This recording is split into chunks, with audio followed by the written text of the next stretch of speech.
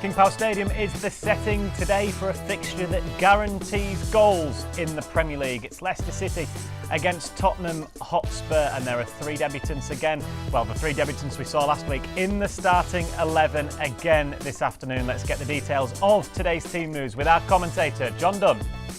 Right, three home debuts for Leicester City. Victor Christensen, Harry Souttar and Tete all remain in the 11 from the side that beat Aston Villa 4-2 last weekend. There is one change to that 11. Yuri Tillemans has been ruled out. Pape Mendy replaces him. And great news on the bench for the return of Ricardo. So Leicester lining up with Danny Ward in goal. The defence of Timothy Castagna, Harry Souttar, Wout Faes and Victor Christensen. In midfield, Pape Mendy alongside Kiernan Dewsbury-Hall. And then it's Tete alongside James Maddison, who is skipper this afternoon. Harvey Barnes supporting Kelechi Iheanacho up front. Leicester subs: Daniel Everson, Koglar Soyuncu, Jamie Vardy, Daniel Amati, Patson Daka, Ricardo, Wilfred and Didi, Dennis Pratt and Luke Thomas.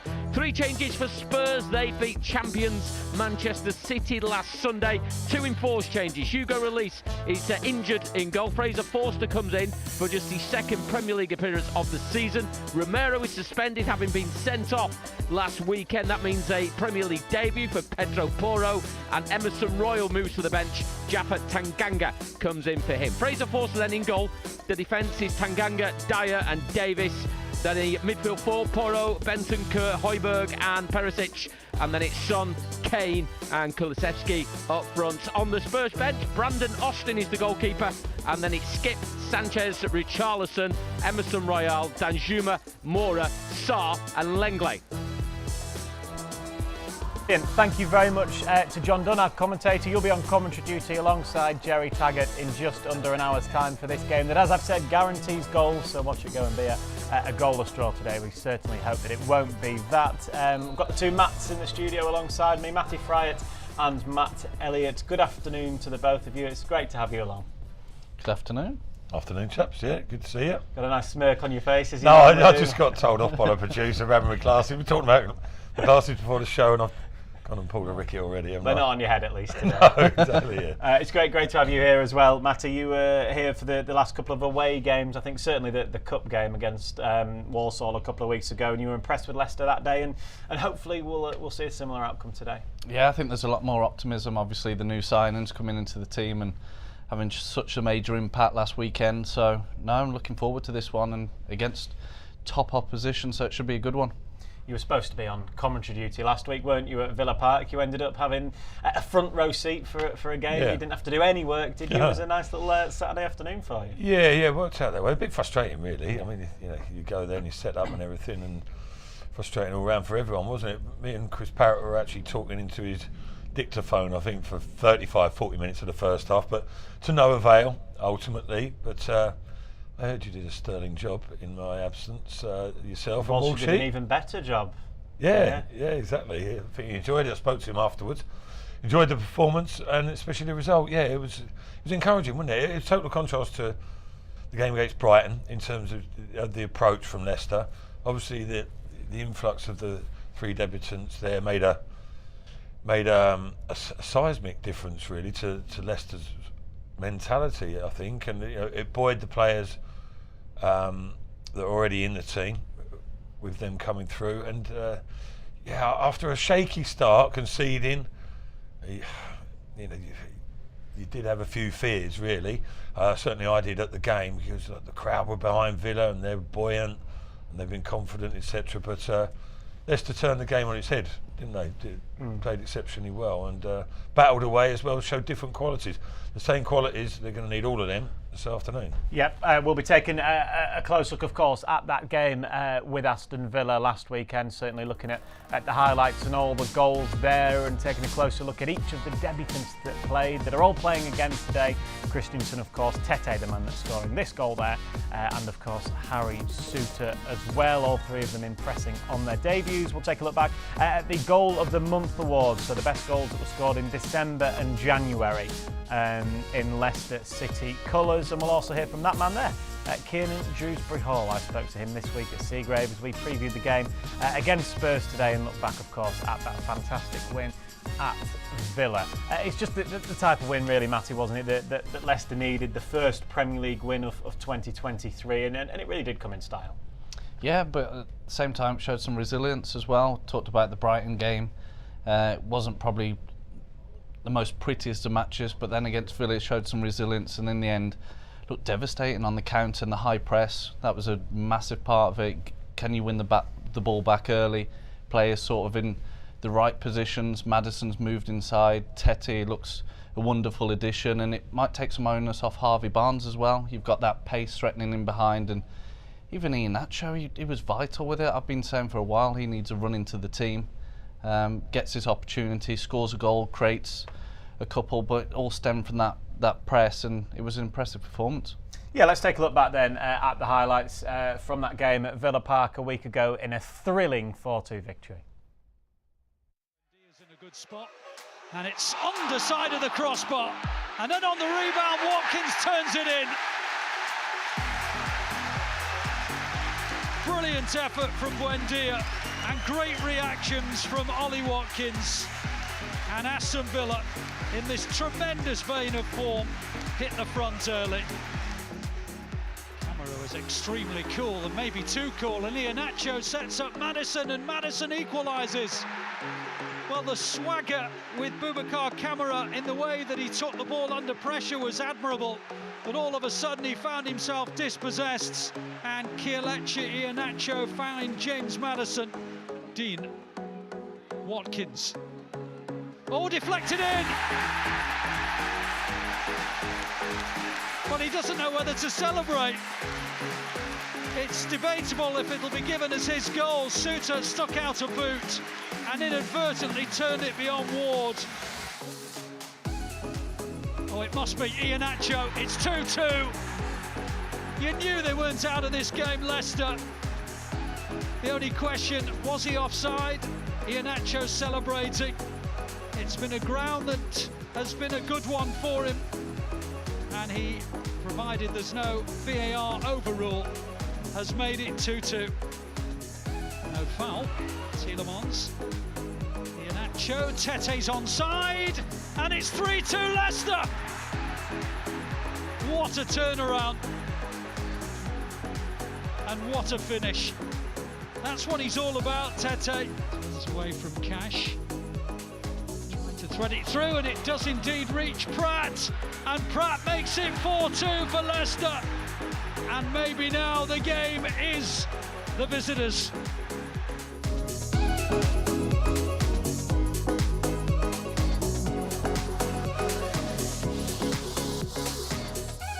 Yeah, brilliant 3 points at Aston Villa for any Leicester fan that went. I know they certainly had a fantastic afternoon, and you were pretty much a fan for the afternoon. You got to watch it all in front of you, and in particular, you were very impressed with Tete, weren't you? Yeah, I think most people would have been who saw the game, whether live or on transmissions. But all three debutants, yeah, were very impressive. All had a positive input to the performance. But I just thought Tete was something different. It's something what Leicester have been screaming out for the last 4 or 5 years, really, on that right-hand side.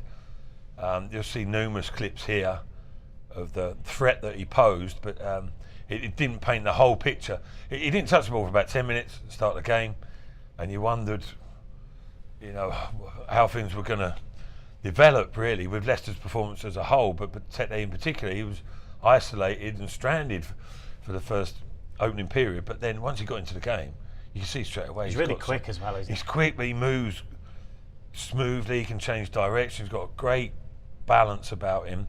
Can go this way and that. He's not limited to just cutting inside on his left foot. Timing of his runs was a threat, not just on this occasion. A couple of other times as well, he was just marginally offside, and he would have been clean through from that run from out to in, which caused Villa problems all the time. His touch was sure. He risks the ball. He does risk the ball. I mean, I said in the week, he'll have the ball 7 times. He'll lose it twice. He'll pass it off to a teammate twice. He'll get fouled twice, but that 7th time, he'll make a difference. He'll produce something, and that's not bad odds. And on that performance, let's not get too carried away. But without doubt, the talent's there. That's the type of player that gets the supporters off their seats, isn't there? You imagine today, King Power Stadium will be will be rocking, won't it? There's a renewed optimism, I think, around the club, around the place, because of those new signings, because of the performance last week, and in particular, there'll be probably 1,000 Brazil flags out there. Everyone wants to see Tete in action. Yeah, that symbolises that type of player as well, the Brazilian flair, the creativity. And as Matt said, Leicester have been missing that on the right-hand side. It's mainly come off the left with Harvey Barnes, and it'll be interesting to see how he pairs with Tete. But you can see from the clip, he makes things happen. He's going to attack his defender, whether he's going to come inside, whether he's going down the line. Then those runs in behind, they're difficult. If he can get that ball in behind first time, brilliant. He's making that run across the line, so difficult to defend. And a threat, yes, at times he might lose the ball, but I prefer players who are doing something with it rather than everything just being steady and the team can shape up around it. Being steady, he's been positive. And yeah, what a way to start. It was always good when someone comes in and they're attacking play and they get off to a goal scoring start as well, and onto the way to 3 points against what is a good Villa team, isn't it? They created enough opportunities in the game themselves, but it was an excellent away performance and one that only bodes well for the game today. As you know, on co-commentary, you've got to pick your man of the match, don't you? So it was Walsh's job last week. He couldn't choose between Tete and Victor Christensen, who obviously 2 debutants, that's impressive enough as it is. But how impressed were you with Christensen at left back? Yeah, he was up there, certainly in my thinking as well, and as were a number of other players.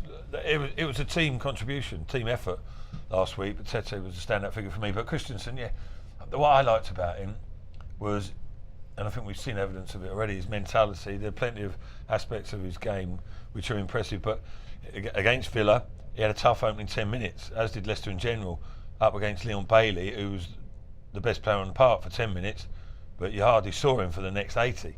And that was down to that man, Christensen. He became aware of the situation. He thought, oh, hang on, I've got my hands full here. Harvey Barnes, gets back when he can, but it's not the strongest part of his game. Same with Tete, with Castagna. So, you've got to balance things off there. But he got so tight on Bailey, just marked him out of the game. He was strong in the tackle, he's determined, he's fit as a flea, he gets bombed forward. You have to develop that relationship, linking up with Dewsbury-Hall and Barnes as a trio. But the potential's there. But he's a determined character as well, and he got a bit of personality. Really like him. I think the away fans have taken to him already. The home fans will this afternoon, I'm sure. He was shushing the Villa fans at one point, which is great to see. Yeah, he's got a bit of an edge to him, in a positive way, and he looks like the sort of player that you wouldn't want to play against as a winger as well. And again, I mentioned it in the week, but one instance there was a melee in the box, a bit of a scramble, and he didn't just sort of have a breath and take a rest. Before you knew it, I think he was congratulating Danny Ward, little pat on the back, well done. So, bang! 3 seconds later, he's halfway up the pitch. He's looking for the throw from Danny Ward. He's just a road runner. He's constantly on the move. We might as well talk about the third debutant then. Okay, other than the own goal, which Harry Souttar probably didn't. He couldn't have done much with that. Great finish. What did you make of him as obviously a former central defender? Yeah, impressed. I just like the signing full stop anyway, even without seeing him in a blue shirt. Haven't seen loads of him, but saw bits and pieces in the World Cup, but that can sometimes be a little bit of a misleading way to look at things. But you can see the type of character he is as a player. I don't know what he's like off the park, but he's 6'6". It's not a bad start as a centre half, but he's not lumbering and cumbersome. He's pretty mobile. He's quite lean, carries himself well. In terms of mobility, he's aggressive, not fazed by the situation. He pushed for the move. You can tell he's hungry and he's enthusiastic and he's ambitious. And he played like that. And as well, again, showed good character. Coming in his debut and he conceded an own goal. All right, slightly unlucky. You could be critical and say his feet should have been a little bit more nimble, whatever, but he didn't react quick enough. But he didn't let him get down. In fact, he took strength from it. He even showed even more resolve and made a couple of vital interceptions, stroke challenges in the second half. Yep, Harry Souttar's job, of course, is to stop goals going in at the other end. We're going to concentrate now on goals that have been scored in Leicester City colours, some of the best ones scored, in fact, in the months of December and January.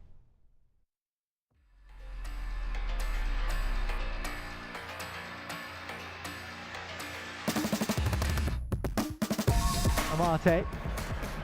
And again it's with Thomas over the halfway line. That's a really smart pass in behind. And Barnes has a chance to find Vardy, who can't find the finish, but Youri Tielemans can. And Leicester hit the front here in the Carabao Cup. What a slick team goal that was from the Foxes. Thomas with a scything pass through. Barnes cuts it across. Vardy tried the spectacular, but as it came out to Tielemans, he was efficient, and Leicester have the lead in the Carabao Cup.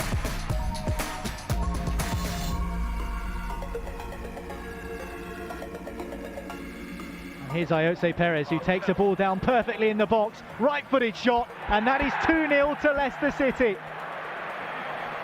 Well, football has a funny way of stinging you, and a bit of controversy at one end. As MK Dons were looking for a decision from the referee, they've taken their eye off the ball at the other. Beautifully taken down by Ayoze Perez inside the penalty area.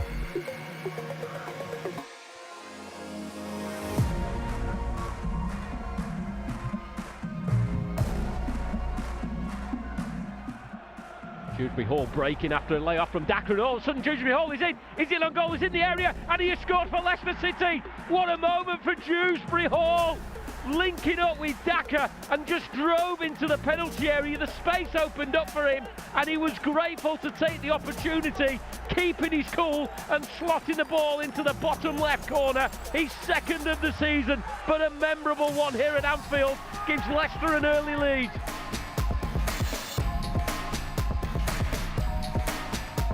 Move by Goodwin, driving through two and then slipping it wide for Baker. Jones in the centre. Baker checks back, gets the shot away two, it's in. And Ava Baker, after setting up 2 goals, has won herself her first senior goal for the Foxes, and it's really well taken.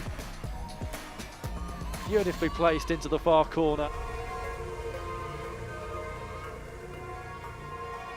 Now Pike, flicking into Kane. Lovely football, Aileen Whelan, it's 1-0 Leicester. Against her former club. It's her first league goal for Leicester. On to Whelan. Pike, Kane, brilliant football. It's Goodwin. Gets it onto her right, Tariff, it's blocked, and breaks for Monique Robinson, 3-0.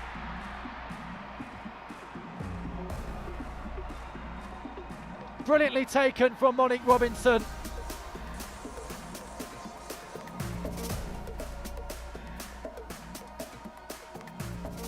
Dewsbury-Hall, good footwork inside the centre circle, looking for the angle for the pass to Harvey Barnes, and he finds it.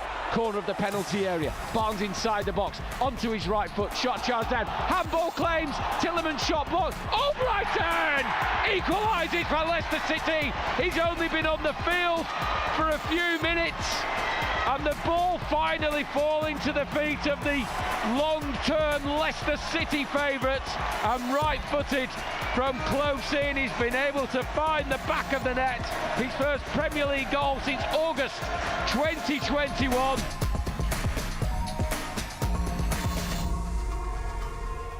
Here's Flynn. Great run made from Marcel Madavadira. It's out as far as Paul Apaya. Can he get the shot away? Apaya into the bottom corner. And Leicester back in it. Finish like a centre forward from the centre half, Paul Apaya. And Leicester have a route back into this game. Big goal from the skipper.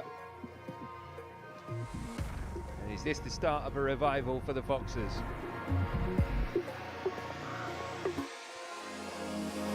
Back to Mendy. Mendy into Iheanacho, has a bit of space here. Kelechi Iheanacho onto his left foot, and he's scored magnificently. Of course he has. Leicester's FA Cup king is at it again. He's been on the pitch a couple of minutes, but he's lined one up from the edge of the box, and it's gone over Owen Evans and into the back of the net. Kelechi Iheanacho's love story with this competition continues. 1-0.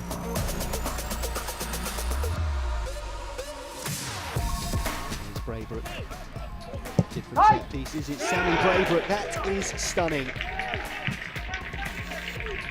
My word, what a finish that is from Sammy Braybrook.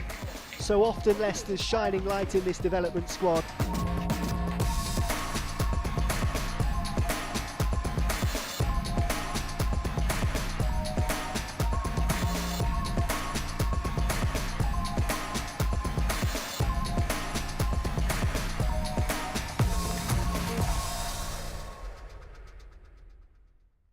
Voting closes on Monday, actually. I think fairly late at night, about 11 p.m. on Monday. So you've got plenty of time to get your votes in on lcfc.com as to which you think your favourite goal was in both December and January. I'll ask you too. Obviously, you've been keeping half an eye on those goals, half an eye on the West Ham game. So which was your favourite out of all those, Matty? You know what? They were similar, weren't they? There's quite a lot with crosses, cutbacks, and then the finish at the edge of the box, or a little chop inside and then bend into that far right corner. But I think technically Braybrook's into the top corner from that free kick sort of stands out, doesn't it, from them? But they were quite similar, weren't they? Same. Touching a little bit there, aren't we? Scraping around a little bit, but they weren't of the usual standard, shall we say. But that is, though, isn't it? Oh, Yeah. Braybrook, yeah, that is. I mean, it's just the context in it, 21, there's no crowd, etc. But the actual technical ability for that, exceptional. I don't know how Iheanacho's one crept in against Walsall. Yeah. Well, it was his 50th goal for the club, so that was certainly a good moment. Really bad news, though, concerning Sammy Braybrook. Obviously, a really long-term injury, so we're wishing him all the best, of course. Right, from one young central midfielder from Leicester to another, then let's hear from Kiernan Dewsbury-Hall. Now, I sat down with him at Seagrave to preview this game with Tottenham.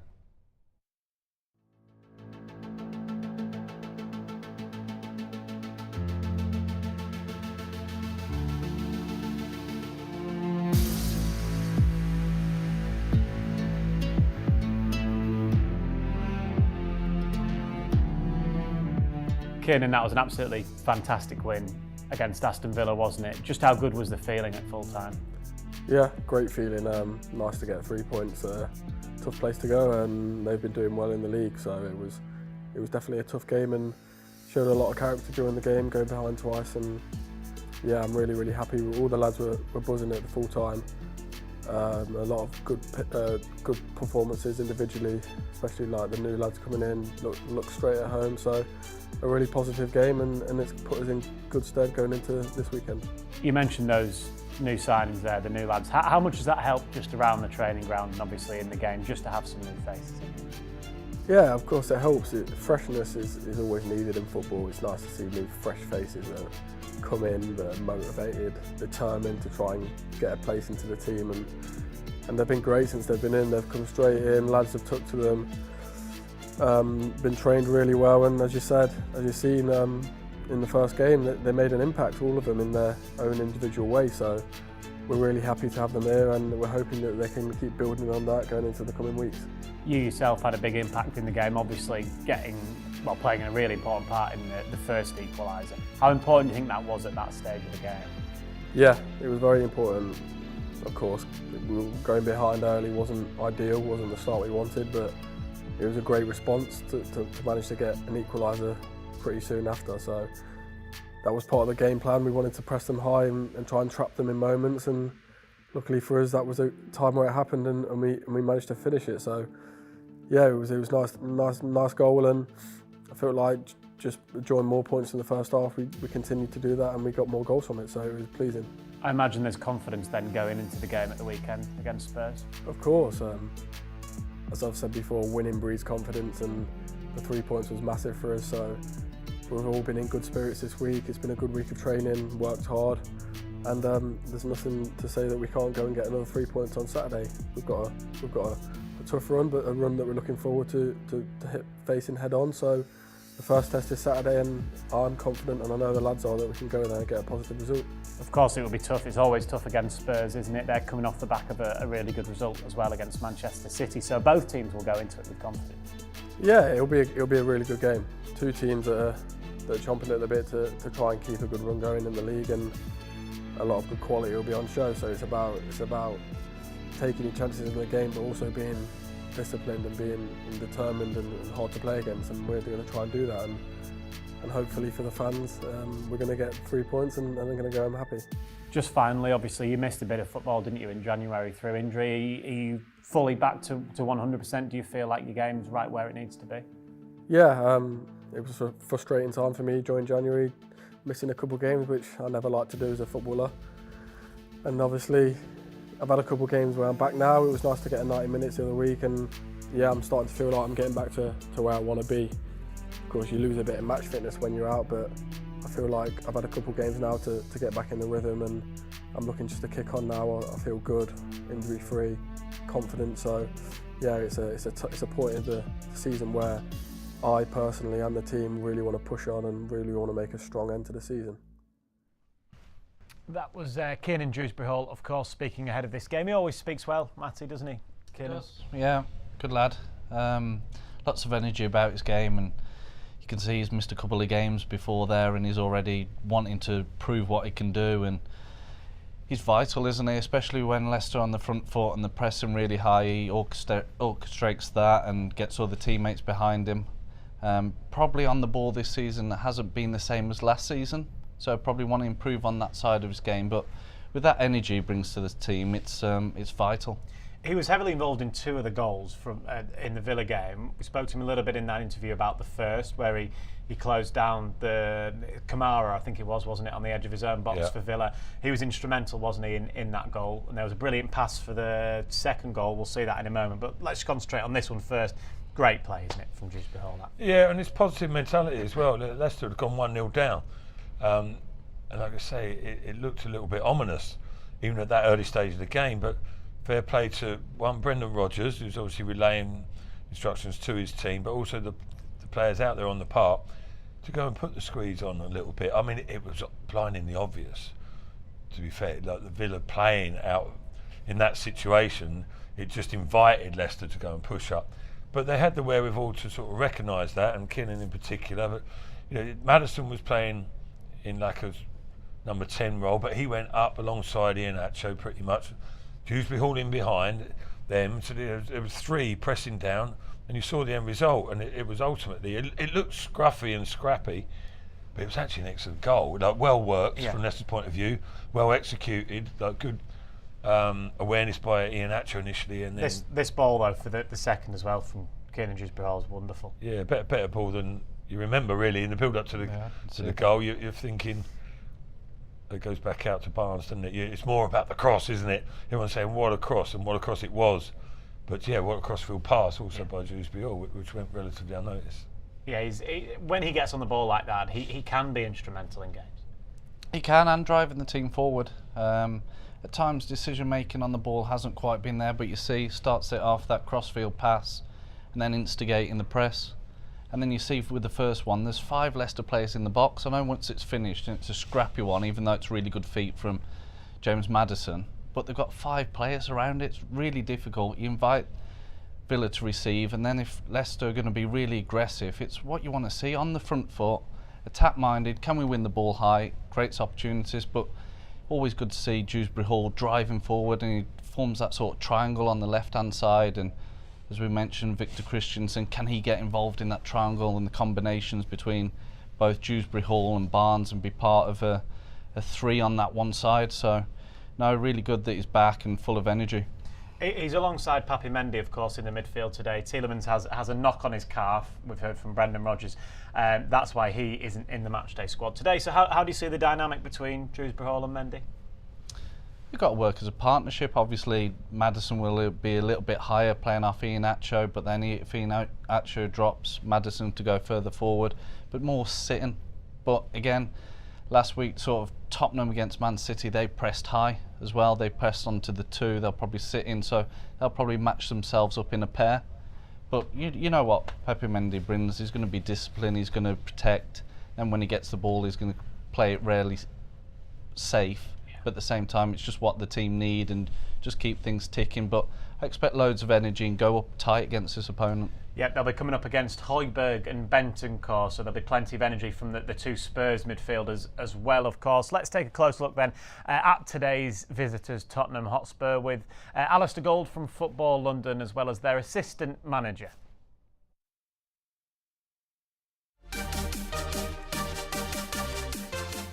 For Tottenham Hotspur, today's game against Leicester is part of a February that includes Premier League games against Manchester City, rivals West Ham and Chelsea, as well as a Champions League first leg trip to AC Milan on Tuesday.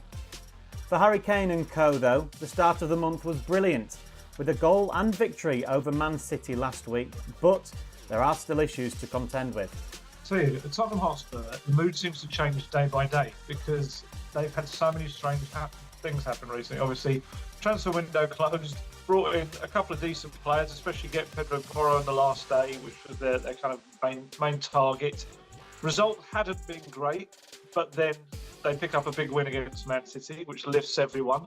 But in preceding days to that, Antonio Conte had some big problems with his stomach, needed his gallbladder removed in Italy, so he wasn't even on the touchline. But then you have the high of Man City and everyone's excited and positive, full squad, no injuries.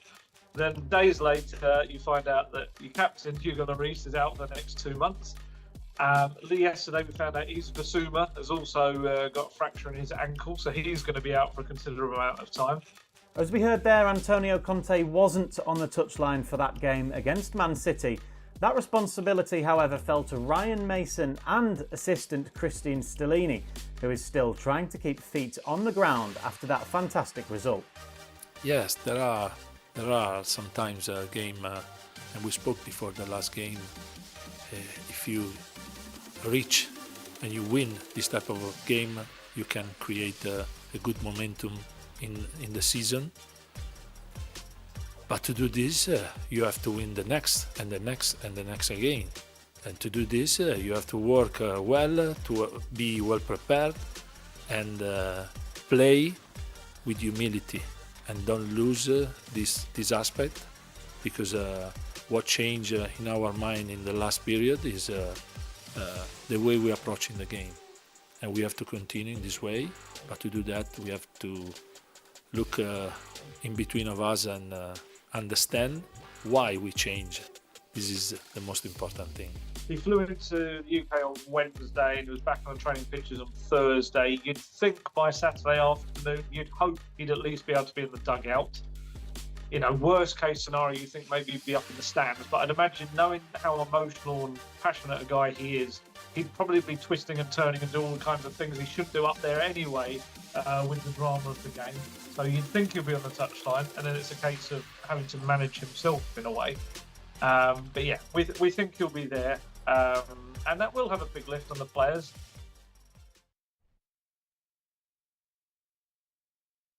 Antonio Conte is here, by the way, today. He has been in the dressing room for Spurs. We don't know whether he'll be on the touchline, maybe in the stands. But we just heard from the reporter there that you'd lack Antonio Conte's dynamism, I guess, on the touchline. You know what he's like. He's a very enigmatic character, isn't he? But they seemed to do well without him last week against Man City. Yeah, I mean, I suppose I was just thinking back myself, the personal preference. I like it when there's a manager who keeps you on your toes on the sideline there, but it's not a necessary requirement. Certainly not in the short term. Perhaps over a longer period of time, but you know, it certainly expresses his personality, doesn't it? And that can filter through to the players as well, their enthusiasm for the game. But it's more about the work they do in the week, isn't it? And you know, I suppose a little bit in the changing room beforehand. You know, you can stir the players with that big pre-match speech, but these days all the detail is given pretty much during the week, isn't it? But the hard yards are done. You've been looking, I know, at Tottenham's recent results during your extensive research for Matchday Live, and they had a fantastic result. Obviously, the eye-catching thing is that 1-0 win against Man City last week, who, by the way, have never scored at the Tottenham Hotspur Stadium. Bizarre, was that 5 games they've lost now at Tottenham Stadium? But it's they're still a bit of a conundrum, Tottenham, aren't they? I mean, they've a mixed bag of results and performances, and you never quite know what you're going to get from them. You know, okay, they've nicked 3 on the trot there, but look, 2 before they were. Well, that was an abject performance against Arsenal, wasn't it? Considering the size of the game and everything that it meant. But then they just wake from their slumber, and they produce the class that you know they've got. I mean, the front 3, well, the front 6 pretty much top quality players. You'd expect them to score today, I guess, wouldn't you? Tottenham, they are very good going forward. Yeah, with Kane. I don't know what Kane's record is against Leicester. 18 in 15 Premier League. Well, yeah, pretty better good. than good. You'd expect Kane to score, wouldn't you? But I think a big player for them I really like is Romero. He's missing today. Lloris missing as well. Yeah, Lloris, obviously their captain. He's sort of been in and out of form, but obviously experienced, and Forster's come in, it'll be a challenge for him. But Romero, I think, is a big loss for him as well. So, but you see, defensively, they've kept 3 clean sheets, albeit 1 in the FA Cup. But at the same time, they've got the quality going forward, and obviously Kane's scoring record and what type of player he is. He constantly scores against Leicester, so you predict Kane getting probably a goal, so Leicester need to replicate that the other end. But I think Romero is a big loss, and how they linked up last week in terms of Iheanacho, Maddison playing in their areas, that could be a key part of the pitch, and Barnes making runs inside as well. So I think that will be an area where Leicester could exploit. Porro making his debut as well on that right-hand side. So Matt is right. There could well be an avenue to test out, at least, isn't it? For sure. But Leicester have got attacking capabilities. Has been spoken about through the week. Right across that front line now, though, as well. Creativity. 2 good attack-minded teams going at it today. Although at the same time, I think it'll be quite a tactical affair for the early parts of the game. Certainly, I think things tend to open up, don't they, with Tottenham games. And I can see it going that way. Just finding that balance right from Leicester's point of view, because Tottenham are pretty much all about counter-attacking for the majority of their play. They've obviously got, they can dictate games if they want to, but the game will open up in the end, and that's when the crucial period will be.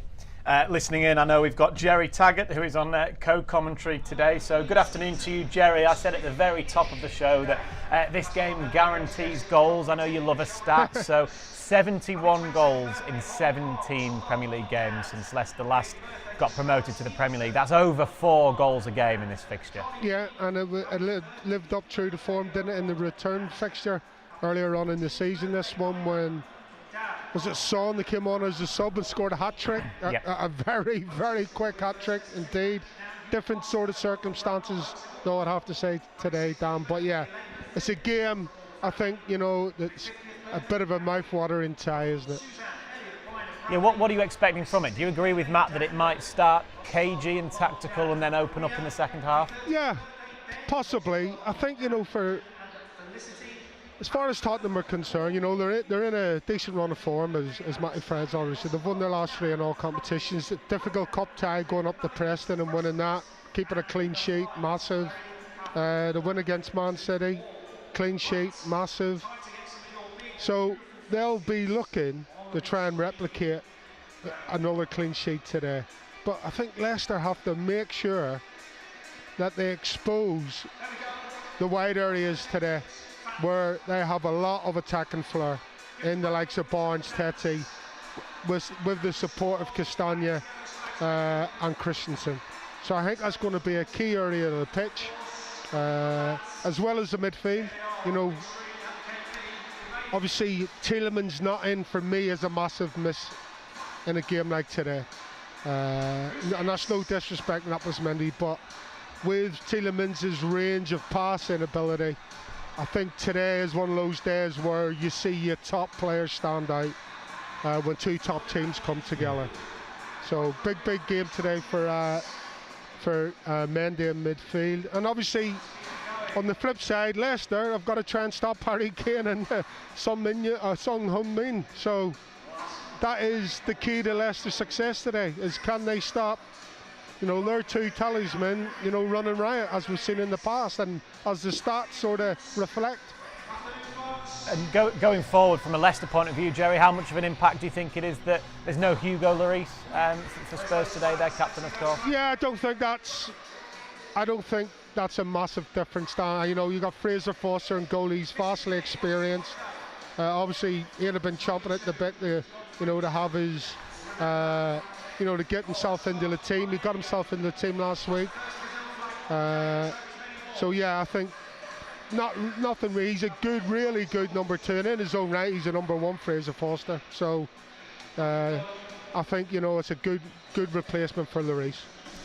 Thank you very much, Jerry. We'll hear from you again in about 10 minutes' time. Before we do, let's get a recap of today's team news here at King Power Stadium, as we're 20 minutes now away from kick-off. If you are just joining us, the news is that there are home debuts for Victor Christensen, Harry Souttar and Tete. So in goal is Danny Ward. It's the same back four as it was at Villa a week ago. Christensen, Fass, Souttar and Castagna.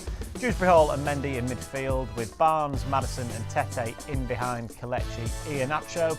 From a Tottenham point of view, as we've just been talking about, they're without their captain Hugo Lloris, so Fraser Forster steps in. Back three, we think of Davis, Dyer and Tanganga, with Pedro Porro making his debut on the right, Perisic on the left, Bentancur and Højbjerg in midfield, with Son, Kulusevski and of course the man that always scores against Leicester, Harry Kane. Brendan Rodgers, the Leicester manager, of course, is the only person we've not really heard from this afternoon. He's been speaking this week about the challenges of facing a side like Spurs. Yeah, no, listen, we've played them before, we've won before, and obviously we understand their strengths. You know, they get really talented players, very, very good in terms of especially that counter-attack, especially when they're low on the pitch, they can break out, they get players with great speed and can make the final pass. So when you play against the top teams like themselves, are up challenging for Champions League, then your concentration is very important. But we showed in the game earlier in the season, I think for 70 minutes we were well in the game, showed a wee bit of naivety to open up, and when you open up against top players, they really exploited that, Son in particular. So, but we had enough encouragement in the game earlier in the season to show that we could play well, we could manage the pressure and we could score goals. And with a home crowd behind us, which will be important, then we look to put in a really competitive performance. Has there been a change of mood and atmosphere at the club since last week? Yeah, you definitely sense it, Jason. It's a we're in an industry where it is about winning, and I think when you go away to a team like Aston Villa, who'd be doing so well, and get the victory that we did, and to show all the attributes that you need to win games of football in the Premier League, we demonstrated that. And like I said before, it certainly wasn't perfect. There was areas that in our training that we could look at this week to improve on, but overall the spirit and the quality and organisation and mentality that we played with was it always gives a great feel. And when you come into your training ground after winning games, and then of course the mood is always better. On Harry Kane, I think it's 25 goal involvements against Leicester in 19 games in all competitions. I wonder what you've learned from previous encounters about the best way to limit what his impact on a game is, or whether there is a way to limit him in any way. Well, again, it's always a collective. I think what I've found with world-class players is that you try as much as you can to deny them the space where they can really hurt you and affect you, but ultimately world-class players find the space. And that's what I've seen throughout my career. They have an inbuilt brain for football, and I think you've seen Harry's game evolve over the last 3 or 4 years, where he has that confidence now that not just to score goals but to create them, and he just finds the space, whether it's on the side, whether it's central. And then what he's always done is 25 yards in, he's absolutely lethal. Left foot, right foot, how he finishes. So yeah, he's a super talented guy who has been a brilliant player for his club and country over these last numbers of years. And like I said, just consistent. You just have to rely on the whole team. The whole team has to be strong, has to be aggressive. And of course, when he arrives into certain areas of the field, then you can't give him time. And that's always the message. Brendan Rodgers there, speaking ahead of this game with Spurs, obviously talking a lot about Spurs and how dangerous they can be. So, speaking of dangers, we're pretty much about time for your predictions. Matt, I'm going to start with you. Your favourite part of the show, this, isn't it? Well, I'm going to continue with the relatively high goal scoring theme. I'm going to go for a 2-2 draw. 2-2 I think starting slow, as you said, but opening up in the second half. Yeah, there's too much quality on the field almost, isn't there? You know, for there not to be goals. But listen, you never know before a game. But and I don't think that would be a bad result. That's not being negative from Leicester's point of view. A draw against Tottenham, the way they are at the moment, would not be a bad result at all. But potential for even better. Are you going to swing it in Leicester's favour, or are you going to sit on the fence as well? Yeah, I'm going to sit on the fence, score draw, whether it be 1-1, 2-2. But there'll be a score draw because, there's, like Matt said, there's too much quality involved. But yeah, draw, I think. We'll find out. It sounds like it will be a very entertaining game, though, here at King Power Stadium. We're 15 minutes now away from kick-off for this one. Your commentary team today is Jerry Taggart and John Dunn. Any repeats of what happened a week ago would be perfect.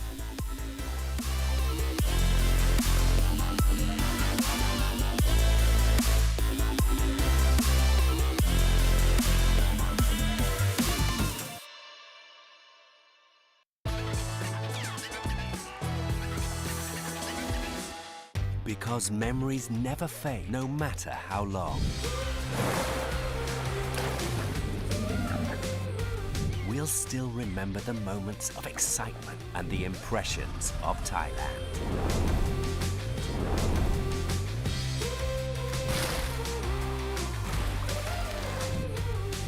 Amazing Thailand, now even more amazing.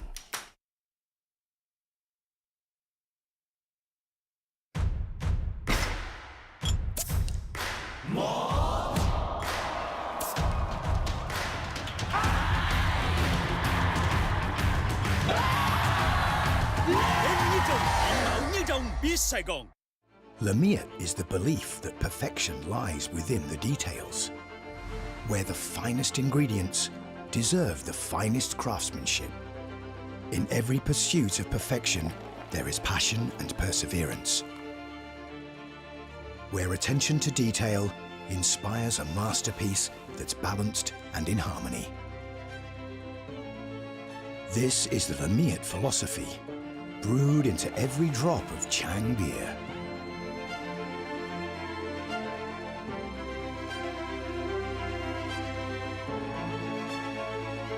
This is the taste of Thai perfection. Chang beer. We brew friendship.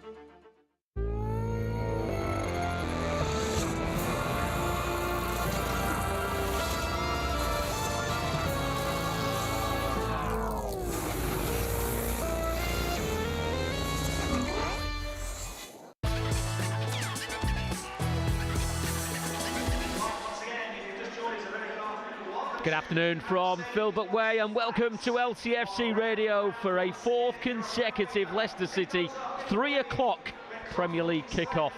And for the Foxes and everyone involved, all hoping for a similar performance, a similar outcome of the game that started around 7 days ago over in the West Midlands at Aston Villa. There were 3 debutants in the game last weekend and those 3 make their home debuts for Leicester City today. Spurs are the opponents in a game that never fails to deliver goals. 71 in the last 17 Premier League meetings, and there was 8 when these two sides met back in September. Well, the stage is very much set here at King Power Stadium, with supporters making their way through the turnstiles and finding their seats. Some of the honesty flags being flown already, with the supporters that have picked those up on the way to finding their spot. Jerry Taggart is alongside me this afternoon. We've already talked, Jerry, pre-match about the amount of goals that this game has had.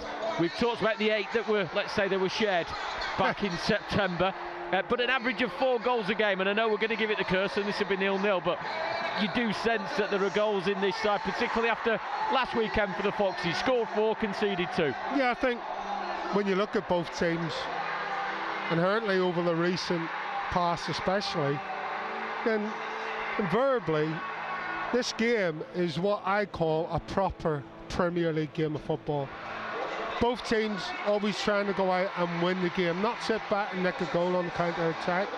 Although both teams will have to play on the counter-attack, but I think invariably in their DNA they want to go out and take the game to the opposition. no matter where they are, and that's probably why, or one of the reasons why you see so many goals in this fixture. You know, both teams have strengths and weaknesses, it's fair to say. So again, that's why one of the reasons why you see so many goals, defensive weaknesses, that is.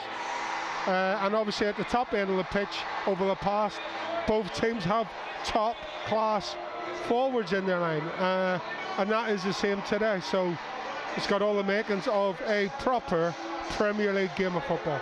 The build-up has certainly been impressive from LCFC Radio this afternoon. It's not a recent thing either. The first ever meeting between these two sides, January 1914, an FA Cup game that finished 5-5. Couple you may remember, Jerry, February 2004, a 4-4 draw at White Hart Lane. One you might want to talk about first, October 99. Only 5 goals in this one, 3-2. Yeah. A certain Taggart with the winner. Taggart with the winner at White Hart Lane, yeah. Probably one of my only goals in a Leicester shirt that was scored with my left foot as well, that I can remember. So yeah, that's one for the archives, one for the scrapbook, shall we say. The 4-4, not sure how much you remember of it, but looking at just the score, James Scowcroft was sent off. There was a late equaliser for Spurs. Is that one that you can recall? Well, I recall it for different reasons, because it was my last game in a Leicester shirt. Ah, there we go. I hope this isn't going to be a sad story now. No. Listen, it wasn't the end of my career. It was just my last game in a Leicester shirt. But yeah, it was a tale of two teams who had, dare I say it, defensive weaknesses and attacking flair. And you know, it was a great game. It was a great game of football down at White Hart Lane. And you know, Leicester came back to win the game from the jaws of defeat, and then obviously Tottenham came back later on to equalise. But I'd rather talk about the other game in '99. No, we'll get back to that one. Let's talk through that left-footed volley again. Well, it wasn't a volley, it was a side foot shot. Well, it was a driven shot, first time shot. I think the ball came in from Steve Guppy, let it off to me, and I just hit it first time. Thankfully it went in the near post. Muzzy had scored the other 2 goals. He was fantastic that day, Muzzy, I have to say. And again, another ding-dong game of football down at White Hart Lane, where, like you say, so in them 2 games alone, you know, 5 and 8, 13 goals in 2 games. Wow. Not bad. Hopefully more on the way this afternoon. And I suppose when we think about Spurs, we think about goals. And again, we've talked about Harry Kane, his record against everyone, not just Leicester, mightily impressive. Brendan was asked the question, how do you deal with him? For you, I don't know whether you want to speak as a defender, as a coach, can you deal with him? Yeah, he doesn't score every game, does he? Just seems to be against Leicester more often than anybody. I think for me as a defender, generally speaking, there's only so much of Harry Kane's game that you can affect. And for me, that comes into play at its utmost when he's in the box. Now I know Brendan said he's lethal from 25 yards, and he is, but I'm sure his accuracy rate isn't as good than when he's 7 yards out and he gets a shot at goal. So for me, those are the areas of the pitch that you can affect. You cannot affect every part of Harry Kane's game, because he says he knows where to find the space.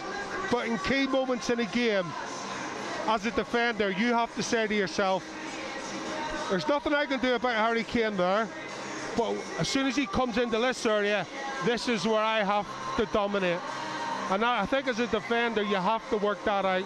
You have to be a little bit savvy. I mean, you have to work it out for yourself. The coaches and the manager can't really do that for you. You have to learn as you go along in your career where and when you can affect the game the most when you're talking about a top-class striker, because you can't do it all. Harry Kane is at the front of the Spurs line, at the mouth of the tunnel. Alongside him is a very proud-looking James Maddison. He will no doubt be a key figure in this game this afternoon. He's having a joke with one of the mascots. He's got a smile on his face, and very quickly, Tags, he's got his chest puffed out. He looks very proud to be the captain of Leicester this afternoon. Yeah, absolutely. You know, this is a game you have to say he will thrive on. You know, it really is. You know, when you listen to him talk after games, after he scored, you know, this is his stage. You know, and he wants... Tottenham are a big fish in a big pond, so to speak. And so he will be itching to get out there and show his class, because then his stock will just rise and rise and rise. He's currently waiting for the nod from the referee, who is doing the final checks in the dressing room area before giving those two captains, the two number 10s, the two players who you would expect to have a key influence on this game that is ahead of us. Spurs have had the edge over recent meetings. They're currently on a 4-match Premier League winning run against Leicester. As we said, there are plenty of goals in this game. Leicester regularly finding the nets against Spurs. And here come Leicester City and Tottenham Hotspur emerging into King Power Stadium ahead of a Premier League matchup, with both sides looking to build on positive results from last weekend. 3 Leicester City debutants helped them to victory at Villa 7 days ago, while Spurs beat the champions and crowned a new record goal scorer last Sunday. This is a fixture that produces goals, an average of 4 goals per game over the last 17 Premier League meetings. The Foxes scoring 2 goals against Spurs in 4 of the last 5 games here at King Power Stadium. Overall, City unbeaten in their last 3 games in all competitions. Spurs looking to record a 3rd consecutive Premier League win as they aim towards a European place once again. Well, from that Leicester 11 that beat Villa last weekend, there is one change. It's enforced. Yuri Tielemans, key midfielder, is ruled out due to injury. Papi Mendy comes in. There are those 3 home debutants: Victor Christiansen, Harry Souttar and Tete. And great news on the bench for Leicester with the return of Ricardo.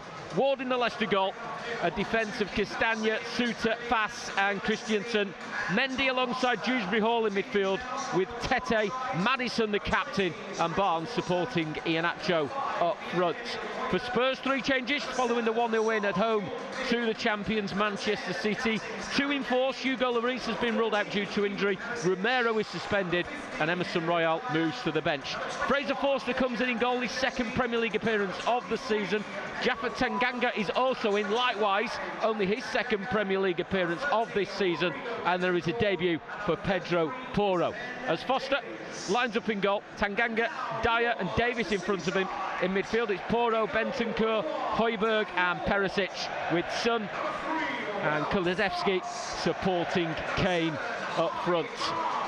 We've talked about the Spurs' strength, in particular that man Harry Kane, but from a Leicester perspective, Tags, and the strengths that Leicester now bring in, the 3 home debutants, the one that stood out, the one that got himself on the score sheet in a positive way was Tete, and he's got the fans excited. Yeah, absolutely. And again, you know, hopefully that will encourage Harvey Barnes, you know, to lift his game to the levels we'd seen just before the World Cup.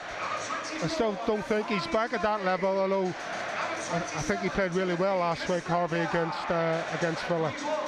And so if that is the case, then you've got 2 wide players, you know, who can cause all kinds of problems down both flanks for Leicester today against Tottenham, who, well, you know, if they're playing this back 3, there's going to be gaps down the flanks. And so they've got to exploit them. They've got to maximise their opportunities if they do exploit them. That is the key to this game. We know about Harry Kane's conversion rate. Leicester have to up their conversion rate today when the opportunities come their way. They have to be absolutely ruthless inside or outside, just outside that 18-yard box. When your smiling booms over the PA system, and the Leicester City fans are smiling. They've come with renewed hope, renewed confidence in this almost a new look Leicester City side, with the return from injury of Maddison, the 3 home debutants. Iheanacho returning to the 11 and finding himself on the score sheet again, and up against the Spurs side this afternoon, up and amongst the European places, still in the Champions League. And Leicester looking to make a mark as they come up against some of the biggest sides in the Premier League over the coming weeks. Manchester United, Manchester City, Chelsea are all on the fixture list. But first up is today against Spurs as the ball is laid back to Kiernan Dewsbury.